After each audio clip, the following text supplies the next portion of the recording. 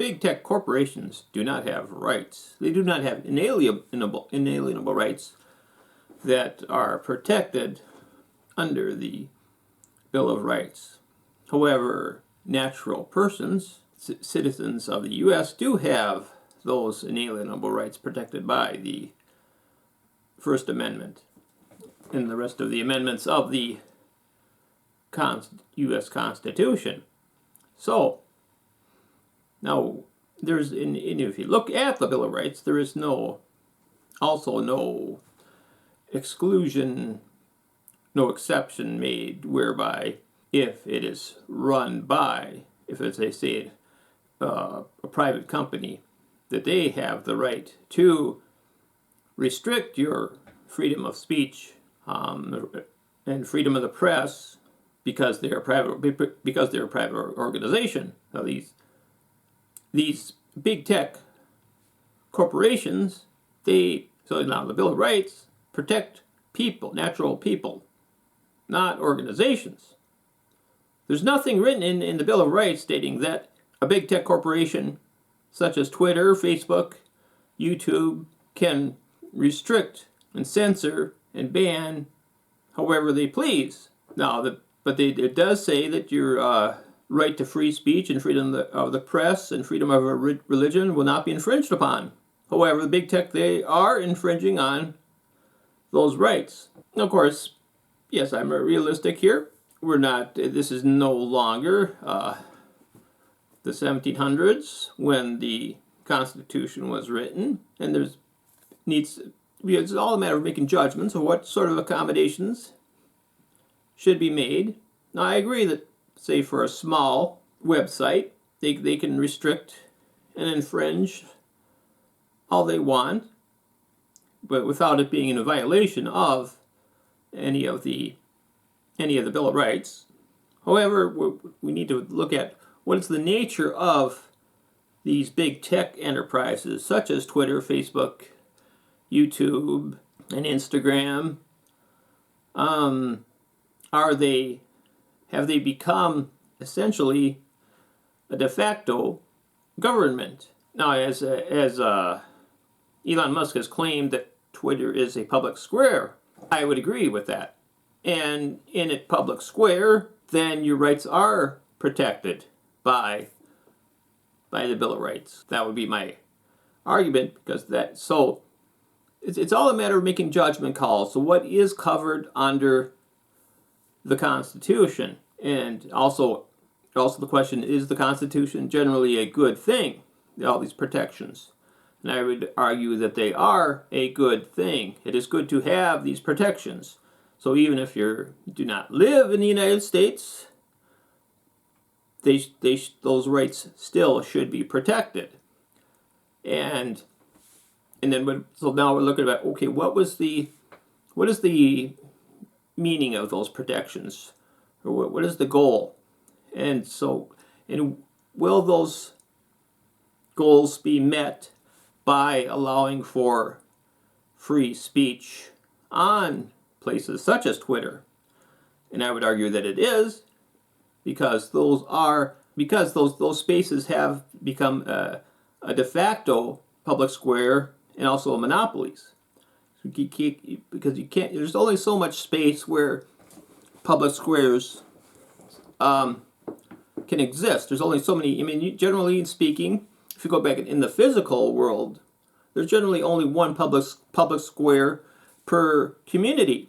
And now the internet has become It's become an entire community. The whole planet has become the community. So there can only be, for each given format, there really can be only one public square. And so that's where you come up with this issue of the people being with certain ideas, that they're getting excluded, so they're having their rights being violated. It's still a violation of their basic rights, because they're being excluded from the only public square that does exist. So even though that public square may happen to be owned by a private entity, whether it's publicly traded corporation or a now it's privately owned, I believe, by the Twitter is privately owned by Musk. But either way, it's still, whether it's publicly traded or legally privately owned, it's still private. It's not owned by the government, but as I go back to the Constitution, there's no distinguishing between rights being violated for freedom of speech and freedom of religion, freedom of the press, between the privately owned, if those rights are violated by a private entity or by the government. That distinguishing between the two, that's something that the courts, fallible judges, have made since the writing of the Constitution and their interpretation of the Bill of Rights. But it's not in the Bill of Rights in itself. So, and of course, judges, they're fallible. Just like any of us, they can make mistakes.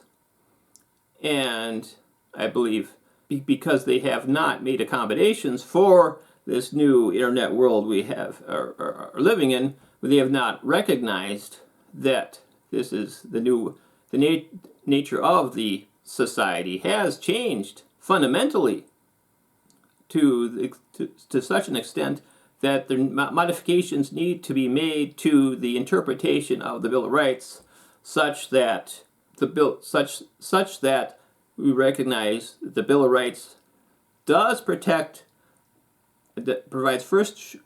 First Amendment protection for the users of natural persons that are using these public squares, these monopolies. So, like for instance, like Twitter, there's really no alternative. There's no other place where you can read and interact with almost all politicians, celebrities, news media figures, and pretty much everybody under the sun, and reaches a broad audience. There's nothing even closely remotely comparable to it in that format of very limited number of characters, quick inputs you can provide. Yeah, there's no alternative on that kind of scale. Nothing remotely comparable to it, categorically. The same thing for YouTube, the video format. There's nothing comparable to that. So that they're also effectively acting as a monopoly. And so is Facebook in terms of social interaction. There's no competition. There's no alternative. And so those have all become effectively public squares. So I believe they've ontologically become part of the public sphere that is covered under the Bill of Rights, and so it should be. So the users of those entities should have the same guaranteed rights for freedom of speech and religion and freedom of the press that they have when, say, criticizing the government or coming up with different ideas that are alternative to what is the mainstream position, or if they choose to investigate some election that Team YouTube, which I like to refer to as Team Inquisition, forbids you from so much as mentioning. So you cannot criticize a certain year election. It's absolutely forbidden by Team Inquisition. And so I believe that is a violation for them to do that, for YouTube to do that. It's a violation of the U.S. Constitution's right to freedom of the press and freedom of speech. Now, you talk about freedom of the press.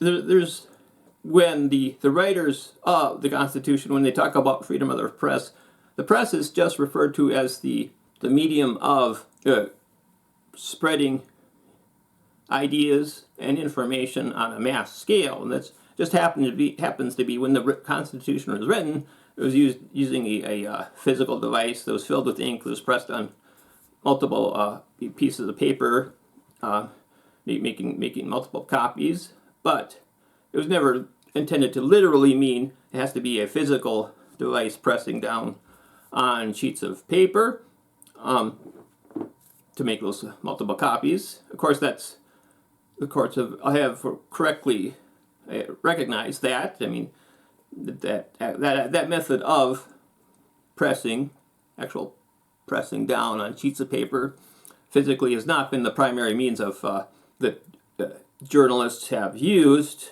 and writers and authors have used to spread ideas and information. That hasn't been the case for decades, if not hundreds of years. And also there's been video. This has been recognized as the press. So the press is just a matter of the reproduction of, and the mass distribution. And it could be like, it doesn't have to be like a real large scale mass, but any kind of scale of the reproduction of ideas and information for whatever media that is. And now the media has become predominantly, I would say, the internet. And so even say some independent, even like someone like myself, an amateur YouTuber, is still a member of the press because, well, I'm distributing ideas and information to a broader audience through the reproduction of my ideas throughout to whatever audience, however small that may be, via the internet. Now that's all that the press is.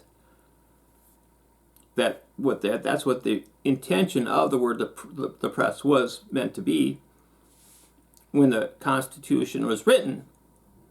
So yes, I am a member of the press. So it's all a matter of making judgment calls about what is the meaning of freedom in any given sense of the word freedom, and when should that be protected, and when does it not need to be protected by the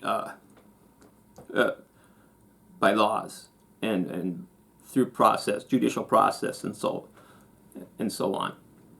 So I'm arguing that yes, it should be protected under the U.S. Constitution. The people's right to freedom of the press should be a protected speech. It's protected press. Yes, so that's just my main point here. And then these big tech corporations, they should be set as a lower priority in terms of protection. They have no inalienable rights to begin with. These big tech companies. So why? So people say, well, they can do whatever they want. Well, should they be allowed to do whatever they want? Well, maybe they can, but is that good or bad? We need to make a normative judgment here. And I believe they should not be allowed to do whatever they want in terms of limiting our speech. It should be only limited according to what the laws state is in terms of speech. There are some laws that limit speech. They may be good laws or bad laws, but that's up for whole nother debate, whole nother video about that should be the only limiting factor in terms of what speech is allowed or isn't allowed. It should not be up to the whims and fancies of the inquisitors of YouTube and Twitter and Facebook and Instagram. It should be only according to what the laws permit or do not permit. That should be the only limiting factor, because these are we are now when we're on those monopoly sites. They should. That's the public square, and so the same rules that apply to a public square should be applied to those monopoly sites. That's my main point I wanted to make. And so, if you're still listening, thanks for watching.